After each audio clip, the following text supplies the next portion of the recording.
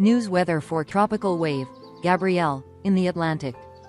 Good evening, ladies and gentlemen, and welcome to our weather forecast news program.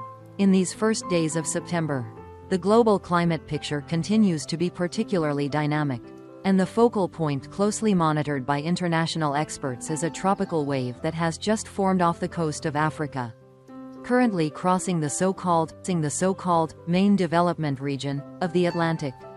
According to the U.S. National Hurricane Center and several leading meteorological models, this system has a high chance of becoming the next tropical storm of the season, to be named Gabrielle, and if current forecasts prove correct, it could very well become a strong storm with a complex track, posing significant risks to the Caribbean region and even North America in the medium to long term. In tonight's bulletin, we will bring you a comprehensive overview of this system's development, its current observations, environmental factors, short to medium-range model forecasts, and potential scenarios in the next 7 to 10 days. First, let's take a look at the satellite image of the Atlantic.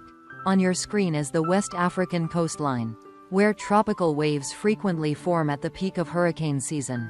At first glance, it's only scattered convective clouds and clusters of showers. But it is from these seemingly harmless patches of clouds that many of the Atlantic's major hurricanes have been born. The system in question has been designated Invest 91L by the National Hurricane Center.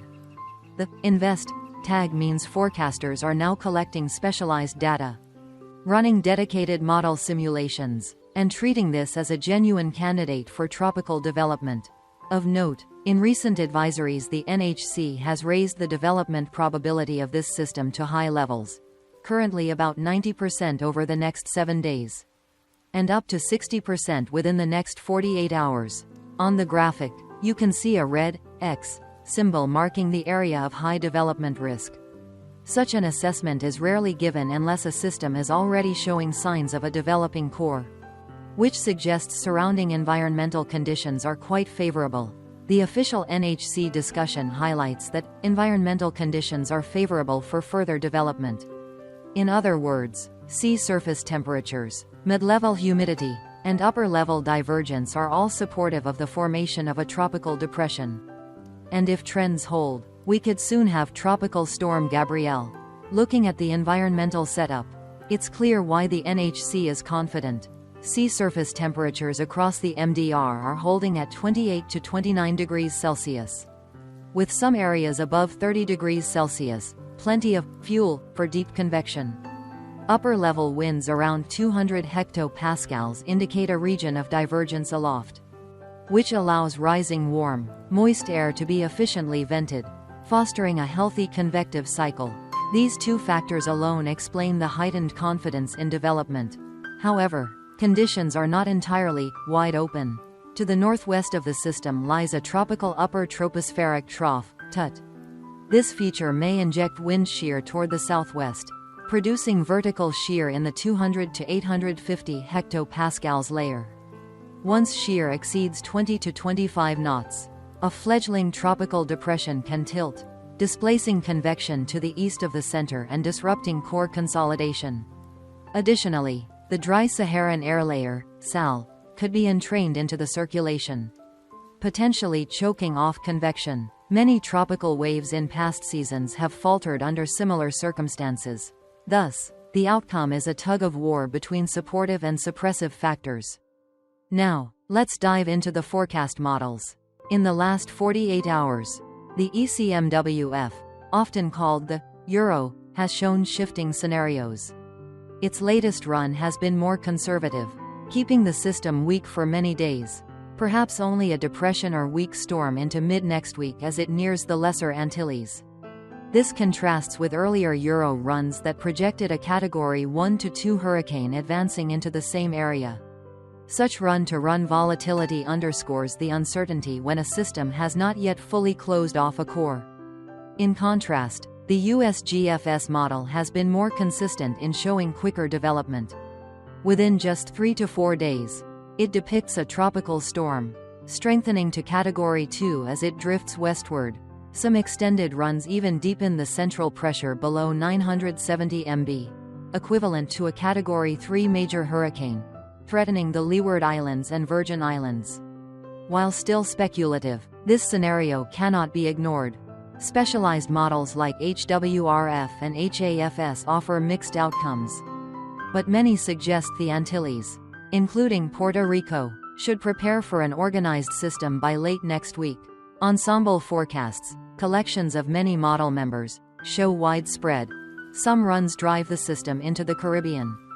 Others recurve it into the open Atlantic, and a few extreme scenarios even suggest pressures below 930 MB. This reflects the inherent uncertainty in early-stage systems. The key lies in steering currents. Currently, a strong subtropical ridge sits over the North Atlantic. Tropical systems typically track westward along its southern flank. If the ridge holds, Gabrielle could be forced into the Caribbean. But if a mid-latitude trough digs southward and erodes the ridge, a weakness could open, allowing the system to turn northward into open waters. This will determine whether Gabrielle becomes a fish storm or a true island threat. Another factor is forward speed, currently a slow 5 to 10 miles per hour. This gives steering features time to evolve, increasing chances for a northward turn. But slow movement also means the system lingers longer over warm waters, gathering more energy and strengthening its structure. As for intensity, much depends on shear and mid-level humidity. Low shear, less than 15 knots, combined with moisture above 60% would favor steady strengthening. A burst of higher shear, however, could disrupt organization and weaken the storm. This explains why model intensity forecasts often look like oscillating lines rather than a steady trend. Looking 7 to 10 days ahead, three main scenarios emerge. The system stays on a low-latitude track, avoids northern troughs, and pushes into the Caribbean as a tropical storm or Category 1 to 2 hurricane, bringing heavy rain and strong winds to the Antilles and Puerto Rico.